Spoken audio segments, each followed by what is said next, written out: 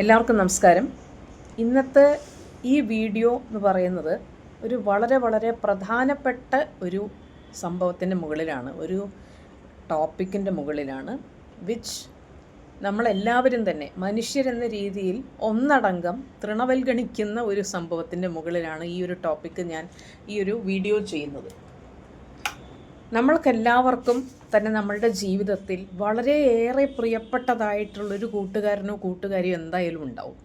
എല്ലാവരുടെ ലൈഫിലും നിർബന്ധമായിട്ടുണ്ടാവും. ആ ഒരു കൂട്ടുകാരനും കൂട്ടുകാരിയോ നമ്മളുമായിട്ട് ഏതെങ്കിലും ഒരു കാലത്ത് നമ്മളാൽ അവർക്ക് അതിശക്തമായിട്ടുള്ള ഒരു ഹേർട്ട് അവർക്ക് അനുഭവിക്കേണ്ടി വന്നിട്ടുമുണ്ടാവും.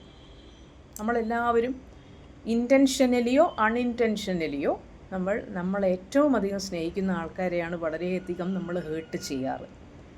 അതേപോലൊരു സാഹചര്യം എൻ്റെ ജീവിതത്തിലും ഉണ്ടായി.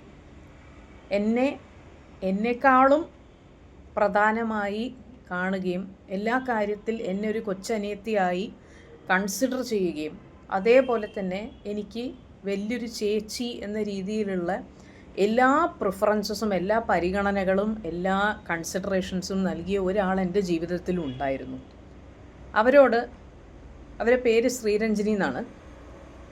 അവരോട് ഒരിക്കലും പൊറുക്കാൻ പറ്റാത്ത തരത്തിലുള്ള ഒരു തെറ്റ് എൻ്റെ ഭാഗത്തു നിന്ന് ഉണ്ടായിപ്പോയിട്ടുണ്ട്. ഈ തെറ്റെന്താണെന്ന് എനിക്ക് പരസ്യമായി പറയാനുള്ള ധൈര്യം ഇല്ലഞ്ഞിട്ടല്ല, പക്ഷേ അത് ഞാനും ശ്രീരഞ്ജിനിയും തമ്മിൽ സ്വകാര്യമായി കീപ്പ് ചെയ്യുന്നൊരു കാര്യമായതുകൊണ്ട് എനിക്കതിവിടെ പറയാൻ നിർവാഹമില്ല. എന്നാലും ഒരു അനിയത്തിയിൽ നിന്നും ഒരു ചേച്ചി പ്രതീക്ഷിക്കുന്ന രീതിയിലുള്ളൊരു കാര്യമായിരുന്നില്ല ഒരിക്കലും അതും ഏറ്റവും പ്രിയപ്പെട്ടതായിട്ടുള്ള ഒരു മേഖലയിലാണ് എൻ്റെ ഭാഗത്തുനിന്ന് അങ്ങനെ വളരെ വലിയൊരു മിസ്റ്റേക്ക് ഉണ്ടായിപ്പോയത്. അത് ഞാൻ അത്രയധികം അതിനെപ്പറ്റി ചിന്തിച്ചില്ല എന്ന് വേണം പറയാൻ. ഞാൻ അതിനെക്കുറിച്ച് കൂടുതൽ ചിന്തിച്ചിട്ടുണ്ടായിരുന്നില്ല. നന്നായി ചിന്തിച്ചിരുന്നെങ്കിൽ ഒരു പക്ഷേ ആ ഒരു മിസ്റ്റേക്ക് അവോയ്ഡ് ചെയ്യാൻ പറ്റുമായിരുന്നു.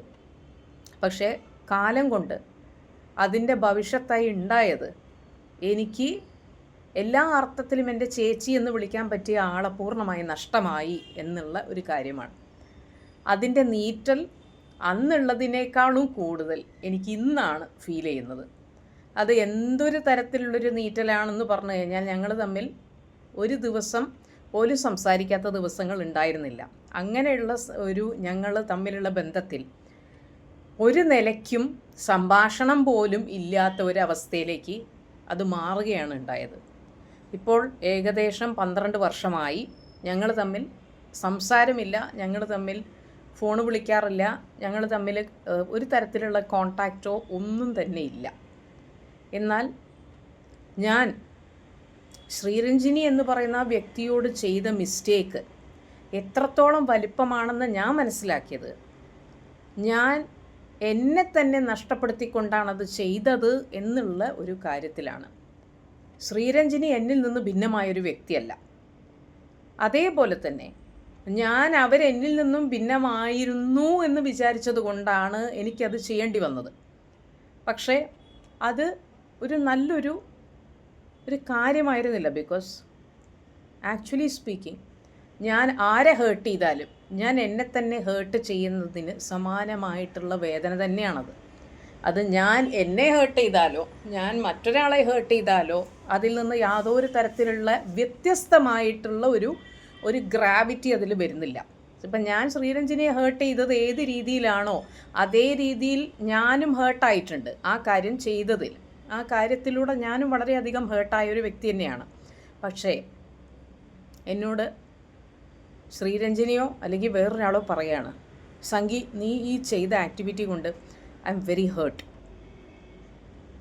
അങ്ങനെ എന്നോടൊരാൾ പറഞ്ഞാൽ ഞാൻ അവരെ ഹേർട്ട് ചെയ്തിട്ടില്ല എന്ന് പറയാനുള്ള മൂലികമായിട്ടുള്ളൊരു തത്വം, ഒരു ലോക്കസ് സ്റ്റാൻഡ് എനിക്കില്ല. I cannot defend myself if somebody says that your actions or words or deed hurt me എന്ന് പറഞ്ഞു കഴിഞ്ഞാൽ സാഷ്ടാംഗം നമസ്കാരം ചെയ്ത് മാപ്പപേക്ഷിക്കുക എന്നുള്ളതല്ലാതെ ഒരു തരത്തിലുള്ള പോം വഴിയും അതിനില്ല. ഞാൻ അവരെ ഹേർട്ട് ചെയ്തിട്ടില്ല എന്ന് പറയാനുള്ള ലോക്കൽ സ്റ്റാൻഡ് എനിക്കില്ല. കാരണം വേറൊരാൾ പറയാണ് നിങ്ങൾ കാരണം ഞാൻ ഹേർട്ടായി എന്ന് പറഞ്ഞാൽ I have lost all the entitlements of defending myself, and the only thing that I can do is gracefully seek forgiveness to them. And I know that I have hurt not only her, ഇത് ഇൻറ്റൻഷണലായിട്ടുള്ളൊരു ഇൻസിഡൻ്റാണ്. അതല്ലാതെ ഞാൻ കാരണം ഹേർട്ടായ എത്രയോ ആൾക്കാർ, എത്രയോ പുരുഷന്മാർ ഈ ലോകത്തുണ്ട്, എത്രയോ സ്ത്രീകൾ ഈ ലോകത്തുണ്ട്. അവരോട് എല്ലാവരോടും ഒന്നടങ്കം ഞാൻ ചോദിക്കുന്ന ഒരു കാര്യമേ ഉള്ളൂ, please forgive me for whatever I did to you, knowingly or unknowingly, because I have the accounts of every single incident that I have done with every one of you. അതുകൊണ്ട് തന്നെ ഞാനല്ല അതിൻ്റെ ഗ്രാവിറ്റി നിശ്ചയിക്കുന്നത്, നിങ്ങളാണ്. നിങ്ങൾ അതിൻ്റെ gravity ഡീപ്പാണെന്ന് കരുതുകയാണെങ്കിൽ എനിക്ക് ചോദിക്കാനുള്ളൊരു കാര്യമുള്ളൂ, എന്നെ മാപ്പാക്കണം എന്നുള്ളത് മാത്രം. Please forgive me for all the mistakes. അതേപോലെ തന്നെ പറയാൻ പോയി കഴിഞ്ഞാൽ വളരെ ഡീപ്പായിട്ട് ഞാൻ ഹേർട്ട് ചെയ്ത ഒരാളാണ് എൻ്റെ ജീവൻ്റെ പാതിയായിട്ടുള്ള ആൾ. ഒരു സാഹചര്യത്തിൽ അദ്ദേഹത്തിനെ നിഷ്കരുണം ഞാൻ ഹേർട്ട് ചെയ്തിട്ടുണ്ട്. എന്നാൽ പോലും അതൊക്കെ മറന്ന് അതൊക്കെ മാറ്റി നിർത്തിയിട്ട് he has been supporting me and he is still with me. And hurting someone is something like you are hurting yourself. നിങ്ങൾ വേറൊരാളെ ഹേർട്ട് ചെയ്യല്ല ചെയ്യുന്നത്. ഇൻസ്റ്റെഡ് നിങ്ങൾ ഹേർട്ട് ചെയ്യുമ്പോൾ ഏറ്റവും അധികം ഹേർട്ടാവുന്നത് നിങ്ങൾ തന്നെയാണ്.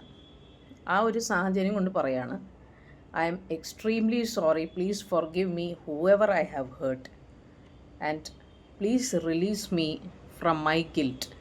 Thank you.